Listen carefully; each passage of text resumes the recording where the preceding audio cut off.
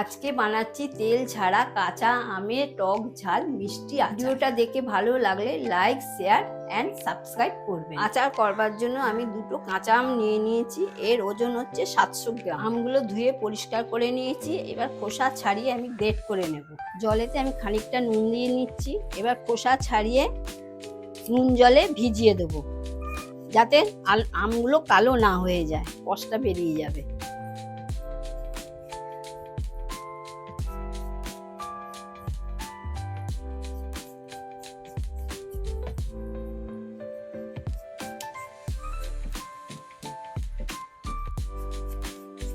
আমটা ছাড়িয়ে নিয়েছি, এবার নুন জলে ভিজিয়ে দিচ্ছি। এবার পরেরটাও এবার খোসা ছাড়িয়ে নিচ্ছি।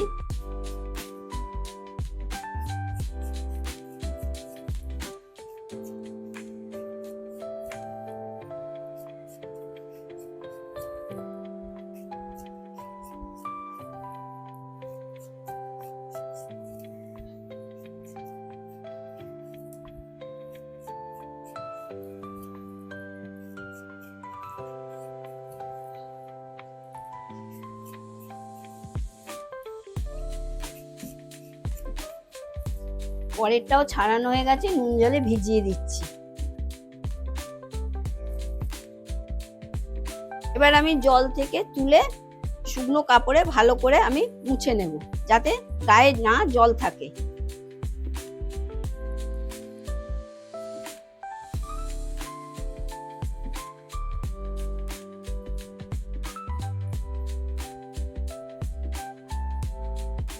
এবার একটা পাত্রে রেখে দিই, পরেরটাও মুছে নিচ্ছি।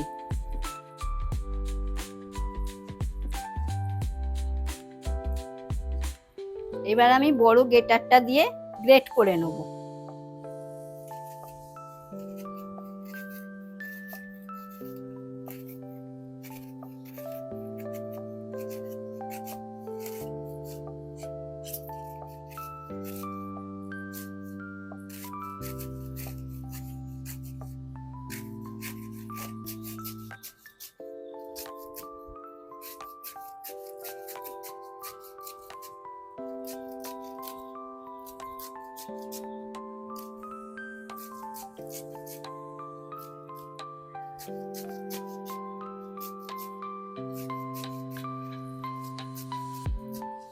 দেখুন, একটা আমে গ্রেট করা হয়ে গেছে। এবার পরের আমটা গ্রেট করে নেব।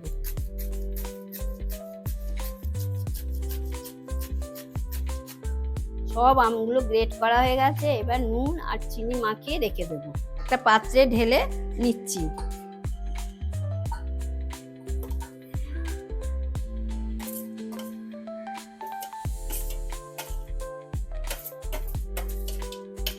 এতে দিয়ে দিচ্ছি সামান্য পরিমাণে নুন আর 250 গ্রাম চিনি।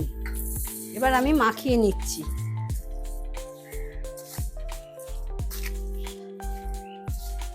সাড়ে 700 গ্রাম আমেতে আমি 250 গ্রাম চিনি ব্যবহার করলাম।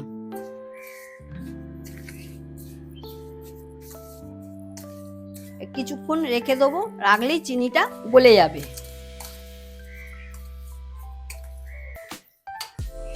যতক্ষণ আমটা মজছে ততক্ষণ আমি ভাজা মশলাটা আমি করে নেব।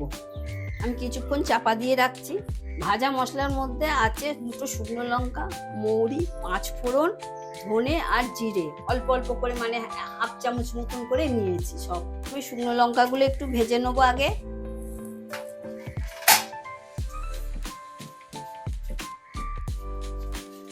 এবার দিয়ে দিচ্ছি মৌরি, এবার দিয়ে দিচ্ছি 5 ফোড়ন, এবার দিয়ে দিচ্ছি ধনে আর দিলাম জিরে। সমস্ত কিছুকে ভালো করে ভেজে নিচ্ছি মুচমুচে করে।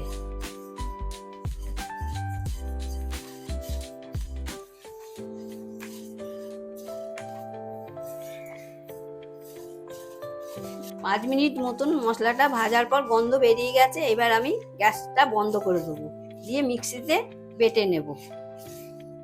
কিছুক্ষণ আমি ঠান্ডা করে নিচ্ছি, নিয়ে মিক্সিতে গুঁড়ো করে নেব। মশলাটা ঠান্ডা হয়ে গেছে, আমি এবার গুঁড়ো করে নিচ্ছি।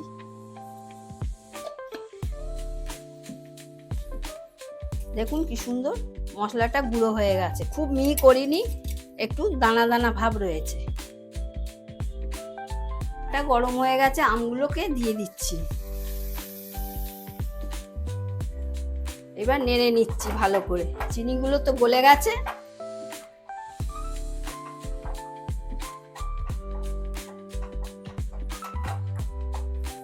আমি চিনি দিয়ে করেছি, আপনারা চাইলে গুড় দিয়েও করতে পারেন।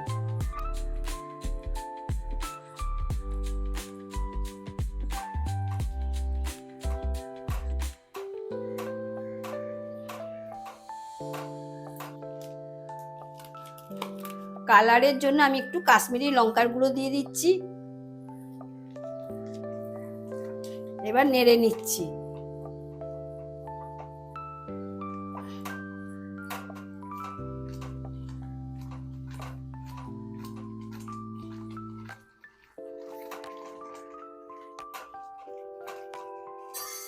এখন একটু অল্প করে ভাজা মশলা দিলাম, দিয়ে নেড়ে নিচ্ছি। আবার পরে দেব।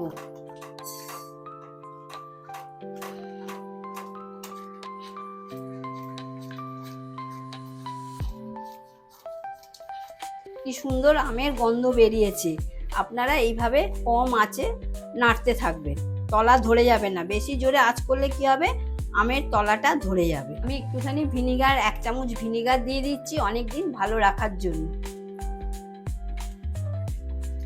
অনেকদিন রেখে খেতে পারবেন, রোদে দেওয়ার ঝামেলাই থাকবে না।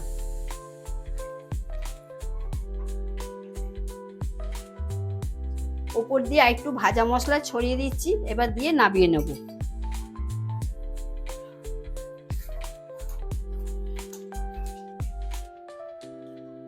দেখুন বন্ধুরা, তেল আর রোদে দেওয়া ঝামেলা ছাড়াই টক ঝাল মিষ্টি আচারটি কি সুন্দর তৈরি হয়ে গেছে। এখন সুন্দর সুন্দর রেসিপি পেতে হলে আমার চ্যানেলটাকে সাবস্ক্রাইব করবেন।